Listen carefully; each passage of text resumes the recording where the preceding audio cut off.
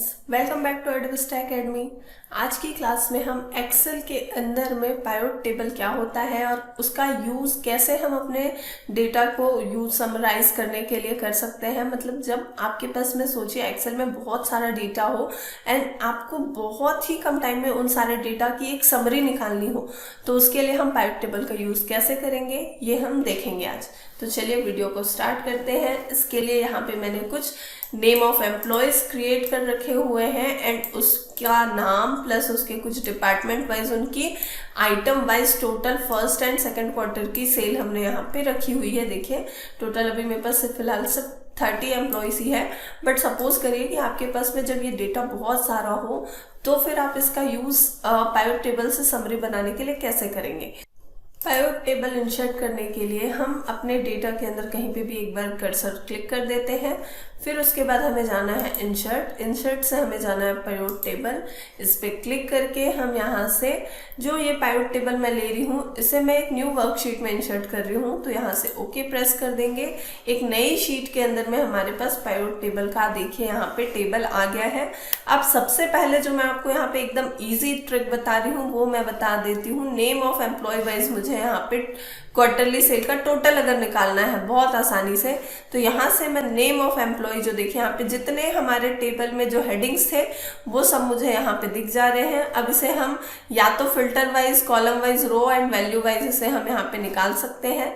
तो सबसे पहले नेम ऑफ एम्प्लॉय को मैं ड्रैग करके रो पे ले आती हूँ, तो देखिए सारे नेम ऑफ एम्प्लॉयज आ गए यहाँ पे रो वाइज एंड मुझे इनका फर्स्ट एंड सेकंड क्वार्टर का टोटल निकालना है, तो उसे हम वैल्यू पे लाएंगे। वैल्यू पे आप कोई भी न्यूमेरिकल मतलब मैथमेटिकल कैलकुलेशन आपको परफॉर्म करना है तो आप उसे वैल्यू पे ड्रैग करिए। यहाँ पे मैं फर्स्ट क्वार्टर सेल को ले आ रही हूँ वैल्यू पे एंड सेकंड क्वार्टर सेल को भी मैंने ड्रैग करके वैल्यू पे ले आया। अब देखिए यहाँ पे name of employee wise total उनकी जो सेल है उसका ग्रैंड टोटल यहाँ पे निकल के आ गया है। अब मुझे क्या करना है, अगर देखिए अभी यहाँ पे मेरे को जो ग्रैंड टोटल तो यहाँ निकल गया है, मुझे क्या करना है इसमें से सेकंड क्वार्टर की जो सेल है एम्प्लॉयज़ की इसको मुझे यहाँ पे अमाउंट वाइज ना देख के ग्रैंड टोटल के अकॉर्डिंग परसेंट वाइज निकालना है और मुझे यहीं पे चाहिए। तो आप क्या करिए इसमें से कहीं पे भी सेल पे कर्सर रखते हुए राइट क्लिक करिए, यहाँ से आप चले जाइए शो वैल्यू एज एंड देखिए आपके पास में कितने सारे ऑप्शंस दिए गए हैं। मैं यहाँ से यूज कर रही हूँ show value as percent of grand total. तो यहाँ पे ग्रैंड टोटल के अकॉर्डिंग मेरे जो एम्प्लॉयज़ के टोटल सेल है वो किसका कितना परसेंट सेल रहा है वो निकल के आ जाएगा। ठीक है, अगर आपको इसको भी इसी तरीके से करना है तो आप कर सकते हैं। अगर वापस से इसे मुझे अमाउंट में शो करना है तो राइट क्लिक करेंगे, show value as no calculation पे कर दीजिए एंड ये आपका इजीली आपका वैल्यू टोटल वाइज दिख जा रहा है। चलिए ये तो सिंपल सा पॉइंट मैंने आपको बताया पाइवट टेबल का यूज़ करना। अब इसे रिमूव कर देते हैं, इसे मैं अनचेक कर देती हूँ। अब वापस से पाइवट टेबल में सेकंड हम और क्या कर सकते हैं, अगर मुझे डिपार्टमेंट वाइज देखना है टोटल सेल कितनी हुई है, यहाँ पे मेरे पास एम्प्लॉयज जो है वो अलग अलग डिपार्टमेंट वाइज है, किस डिपार्टमेंट की टोटल कितनी सेल हुई है ये मुझे निकालना है। तो यहाँ से मैं डिपार्टमेंट को ड्रैग करके ले आती हूँ रो में, तो जितने मेरे डिपार्टमेंट्स हैं वो मुझे यहाँ पे दिख जा रहे हैं। यहाँ से अब मुझे निकालना है फर्स्ट क्वार्टर सेल का टोटल, तो यहाँ पे देखिए फाइनेंस डिपार्टमेंट का फर्स्ट क्वार्टर का टोटल जितने एम्प्लॉयज फाइनेंस में है उनका मिला के फर्स्ट क्वार्टर का सेल कितना है वो निकल जा रहा है। इसी तरीके से मैं सेकंड क्वार्टर सेल भी निकालना चाह रही हूँ, तो सेकंड क्वार्टर सेल को भी यहाँ पे ले आएंगे।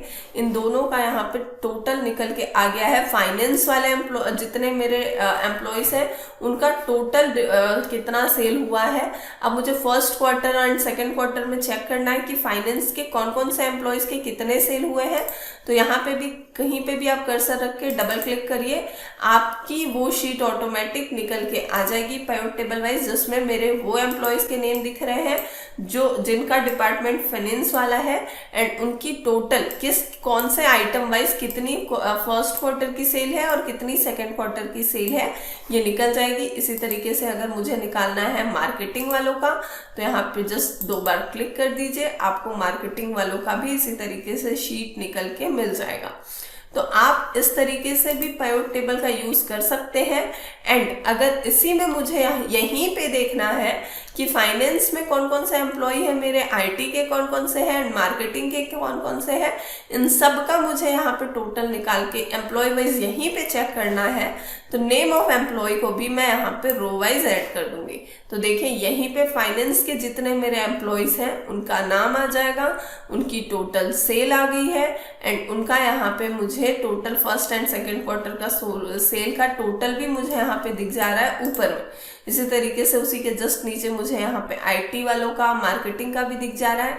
इससे यहाँ पे आप क्लिक करिए तो ये मिनिमाइज हो जाएगा, आप इस पे वापस से क्लिक करेंगे तो ये आपका वापस से मैक्सिमाइज हो जाएगा। यहाँ से क्लिक करिए तो ये वापस से आप इसे देख सकते हैं, ये इस तरीके से। तो ये तो हो गया, हमने एक दूसरा तरीका देखा कि एक्सेल में हम पेआउट टेबल का और क्या यूज कर सकते हैं। चलिए कुछ और इंटरेस्टिंग पॉइंट्स हम पेआउट टेबल के अंदर में जानते हैं। तो वापस से इन सबको अनचेक कर लेते हैं। इसके लिए हम वापस से अब किस तरीके से और पेआउट टेबल का यूज कर सकते हैं, इसके लिए मैं यहाँ पे वापस से क्या कर लेती हूँ, नेम ऑफ एम्प्लॉयज को मैंने सिलेक्ट कर लिया एंड इनका फर्स्ट एंड सेकेंड क्वार्टर का सेल मैं यहाँ पे ले रही हूँ। अब मुझे क्या करना है, पेआउट टेबल जो एनालाइज करके एक ऑप्शन दिया गया है, ये आपको तभी आएगा जब आपका कर्सर पेआउट टेबल के अंदर होगा। आप इसके बाहर क्लिक करेंगे तो वो ऑप्शन आपको नहीं दिखेगा। तो आप पेआउट टेबल के अंदर कहीं पे भी क्लिक करिए, फिर जाइए पेआउट टेबल एनालिसिस में। यहाँ से हम यूज करेंगे इंसर्ट स्लाइसर। स्लाइसर का यूज करने के बाद यहाँ से मैं इंसर्ट स्लाइसर में ले लेती हूँ डिपार्टमेंट एंड इसे करेंगे ओके। तो यहाँ पे देखिए एक स्लाइसर मुझे दिख गया है जहाँ पे मेरे जितने डिपार्टमेंट है वो दिख जा रहे हैं। यहाँ से मुझे लेना है, अगर सिर्फ देखना है कि इस टोटल जो एम्प्लॉय वाइज टोटल सेल है इसमें से ओनली फाइनेंस डिपार्टमेंट वालों की कितनी सेल है, तो यहाँ पे मैं स्लाइसर से फाइनेंस पे क्लिक करूंगी और ये मेरे को डाटा इजीली जो फिल्टर करके दिखा रहा है ये सिर्फ और सिर्फ फाइनेंस डिपार्टमेंट के एम्प्लॉयज की total first and second quarter की सेल मुझे दे रहा है। इस तरीके से आप आईटी का चेक कर सकते हैं, मार्केटिंग का एंड सपोर्ट का भी। अगर इसमें से फिल्टर मुझे रिमूव करना है तो ये रिमूव फिल्टर पे क्लिक करिए और ये वापस से आपका डेटा आ जाएगा। तो इस तरीके से आप स्लाइसर का भी यूज कर सकते हैं। एंड मुझे इस स्लाइसर को डिलीट करना है तो इस पे मैं कहीं पे भी स्लाइसर पे पहले क्लिक करूंगी एंड डिलीट बटन प्रेस करके वो स्लाइसर हम रिमूव कर सकते हैं। तो ये नेक्स्ट पॉइंट भी हमने देख लिया। अच्छा, अब हम कुछ और पॉइंट समझ लेते हैं। जैसे यहाँ पे देखिए अभी मैं क्या कर देती हूँ, मेरे पास जो डेटा है इस डेटा से अगर मैं क्या करती हूँ, जैसे ही यहाँ पे मैं इसमें से किसी एक एम्प्लॉय का मैं यहाँ पे अगर काउंटिंग बदल दूँ या यहाँ पे डिपार्टमेंट वाइज अगर मैं उनका डिपार्टमेंट चेंज कर देती हूँ तो ये हमारे एक्सेल शीट में अपडेट कैसे होगा पेआउट टेबल में, ये देखते हैं। तो चलिए यहाँ पे मैं क्या कर देती हूँ, यहाँ पे मैं इसमें से एक डिपार्टमेंट को आईटी से मार्केटिंग कर देती हूँ, मंजीत को। तो यहाँ से मैं क्लिक कर देती हूँ, इसको टाइप करके मार्केटिंग में क्लिक करके एंटर कर दिया। अब मुझे क्या करना है, मैं पेआउट टेबल पे वापस जाऊंगी एंड यहाँ से मुझे अभी इसमें वो डिटेल देखना है स्लाइसर के थ्रू। तो यहाँ पे मैं पहले इंसर्ट में चले जाती हूँ, पेआउट टेबल एनालिसिस में इंसर्ट स्लाइसर करते हैं एंड यहाँ पे मैं डिपार्टमेंट को पहले वापस से ले आती हूँ, ओके कर लेते हैं। बट अभी मैं आईटी पे मार्केटिंग पे क्लिक करूँ तो मार्केटिंग पे मुझे उस एम्प्लॉय का नाम नहीं दिख रहा है, मंजीत का, जो मैंने अभी ऐड किया हुआ है। ये देखिए यहाँ पे आपको मंजीत का नाम नहीं दिख रहा है। तो मुझे क्या करना होगा, इसमें से कहीं पे भी क्लिक करना है, पेआउट टेबल एनालिसिस में जाके हमें करना होगा रिफ्रेश। रिफ्रेश करते ही हमें यहाँ पे मंजीत का नाम भी शो हो जा रहा है। तो आपको मैंने ये इसलिए बताया कि अगर हम अपने डेटा में कोई चेंजेस करते हैं यहाँ पे कुछ भी, तो वो हमें यहाँ पे तभी दिखेगा जब हम उसे पेआउट टेबल एनालिसिस में जाके रिफ्रेश का यूज करके रिफ्रेश करेंगे। और इसी तरीके से मान लीजिए मैं अपने डेटा में एक और यहाँ पे कॉलम ऐड कर देती हूँ। जैसे यहाँ से मैंने इसे क्लिक किया और यहाँ पे मैं चलिए थर्ड क्वार्टर की सेल भी ऐड कर देती हूँ। यहाँ पे हम ले लेते हैं थर्ड क्वार्टर सेल। तो देखिए यहाँ पे मैंने क्या कर दिया है, एक और थर्ड क्वार्टर की सेल मैंने एम्प्लॉय वाइज ऐड कर दी है। बट अभी अगर मैं यहाँ पे आपको पेआउट टेबल पे लेके चलूँ तो मुझे यहाँ पे देखिए जो थर्ड क्वार्टर सेल वाला मेरे को कॉलम जो था हेडिंग, वो मुझे यहाँ पे नहीं दिख रहा है। इसके लिए हमें क्या करना होगा, पहले तो हम इसे जो स्लाइसर है डिलीट करते हैं। अब अभी मुझे यहाँ पे थर्ड क्वार्टर की सेल का भी टोटल निकालना है, बट यहाँ पे मेरे पास थर्ड क्वार्टर सेल का ऑप्शन नहीं आ रहा है। तो हम वापस से पाइवट टेबल एनालाइज में जाएंगे एंड यहाँ से हमें चेंज डेटा सोर्स में जाना है। चेंज डेटा सोर्स पे क्लिक करेंगे। अभी देखिए मेरा डेटा सोर्स जो है वो सेकेंड क्वार्टर तक का ही है, तो हमें इसे बदल के थर्ड क्वार्टर तक में इसे सिलेक्ट करके डेटा सोर्स को अपडेट करना होगा एंड ओके कर देंगे। ओके करते ही आपको थर्ड क्वार्टर सेल भी मिल जाएगी, जिसे आप ऐड करिए और इजीली आप अपने थर्ड क्वार्टर सेल को भी पाइवट टेबल में चेक कर सकते हैं।